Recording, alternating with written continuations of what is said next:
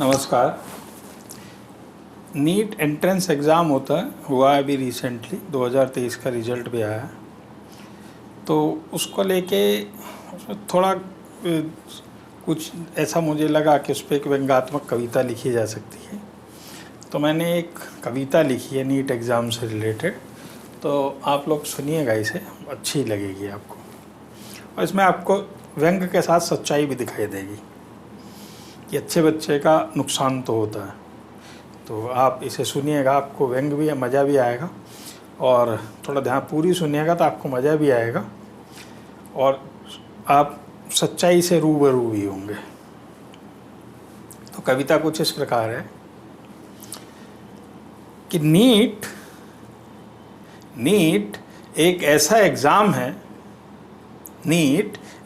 Exam है जिसमें अच्छे मार्क्स लाना तुम्हारे हाथ, बट रैंक डिसाइड करना भगवान का काम है। जिसमें अच्छे मार्क्स लाना तुम्हारे हाथ, बट रैंक डिसाइड करना भगवान का काम है। यहाँ भले ही तुम 710 मार्क्स लाना, 720 में से 720 का पेपर होता है, तो यहाँ भले ही तुम 710 मार्क्स लाना, पर एम्स दिल्ली की आस बिल्कुल ना लगाना। भले ही, क्योंकि आपको पता होगा 710 पे 26 रैंक भी हो, 710 पे 71 से भी ज़्यादा रैंक है। तो इसमें भले ही आप 710 मार्क्स लाना, पर एम्स दिल्ली की आस बिल्कुल मत लगाना, क्योंकि ये एग्ज़ाम नहीं जुआ है। यहाँ 710 मार्क्स लाने वाला बच्चा भी अच्छे कॉलेज से बाहर हुआ है। क्योंकि एग्ज़ाम नहीं जुआ है, यहाँ 710 मार्क्स लाने वाला बच्चा भी अच्छे कॉलेज से बाहर हुआ है। क्योंकि 726 रैंक वाले को एम्स दिल्ली मिल जाएगा, लेकिन 71-72 वाले वो को ना मिले। तो इसलिए एग्ज़ाम नहीं जुआ है, यहाँ अच्छे मार्क्स लाने के बावजूद भी अच्छा कॉलेज पाना ज़रूरी नहीं है। तो इसलिए मैंने क्या लिखा है कि एग्ज़ाम नहीं जुआ है, यहाँ 710 नंबर लाने वाला भी अच्छे कॉलेज से बाहर हुआ है।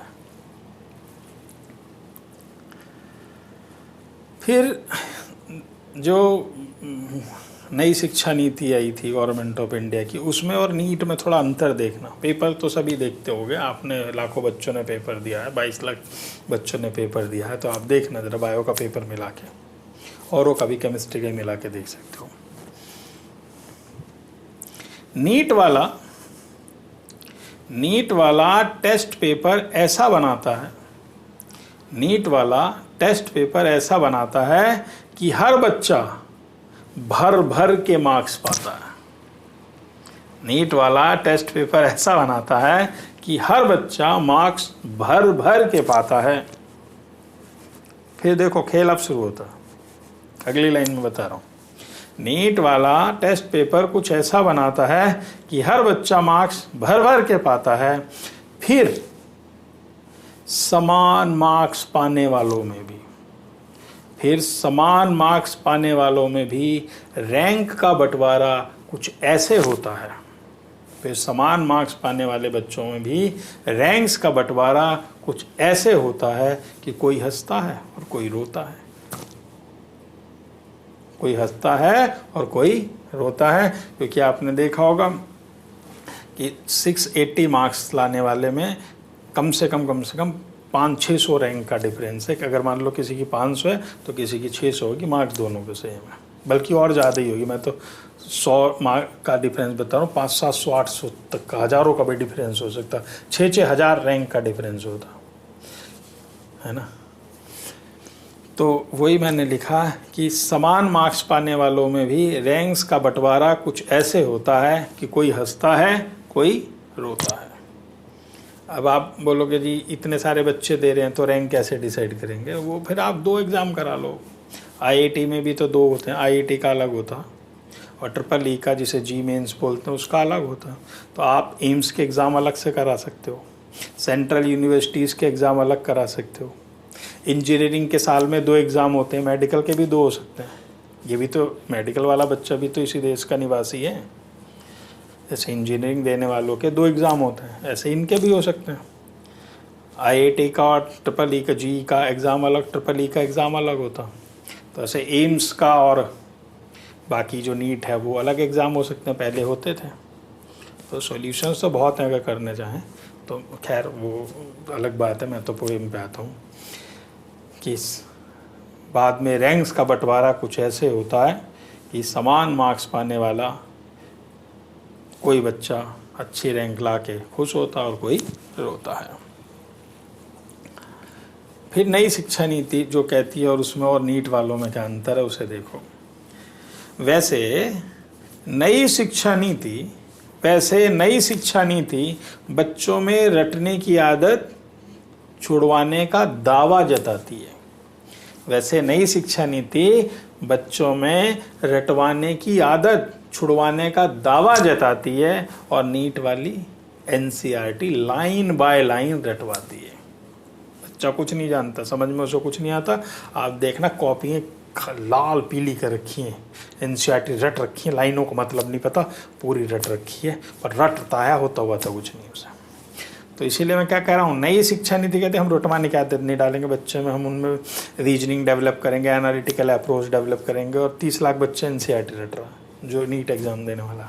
तो नई शिक्षा नीति बच्चों में रटवाने की आदत छुड़वाने का दावा जताती है, और एनसीईआरटी और नीट वाली एनसीईआरटी लाइन बाय लाइन रटवाती है।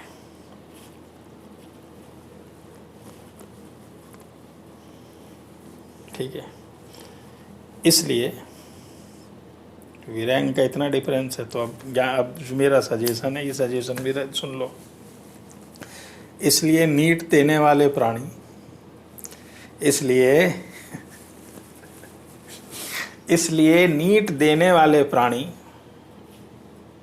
पढ़ाई के साथ पूजा पाठ भी बहुत ज़रूरी है। इसलिए नीट देने वाले प्राणी पढ़ाई के साथ पूजा पाठ भी बहुत ज़रूरी है। मंदिर जाओ, प्रसाद चढ़ाओ, धागा बांधो, जो भी करते हो करो। इसलिए पढ़ाई के साथ नीट देने वाले प्राणी पूजा पाठ भी बहुत ज़रूरी है। अच्छे मार्क्स लाना तेरी मजबूरी है। अच्छे मार्क्स लाना तेरी मजबूरी है। और क्यों कह रहा हूँ पूजा पाठ जरूरी है, तो अगली लाइन में मैंने बताया क्यों जरूरी है पूजा पाठ। तो इसलिए नीट देने वाले प्राणी पढ़ाई के साथ पूजा पाठ भी बहुत जरूरी है। अच्छे मार्क्स लाना तेरी मजबूरी है। पर टाई ब्रेकअप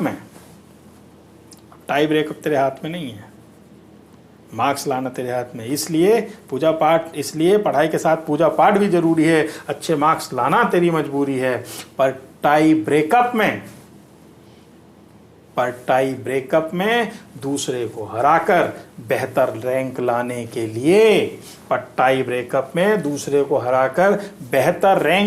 के लिए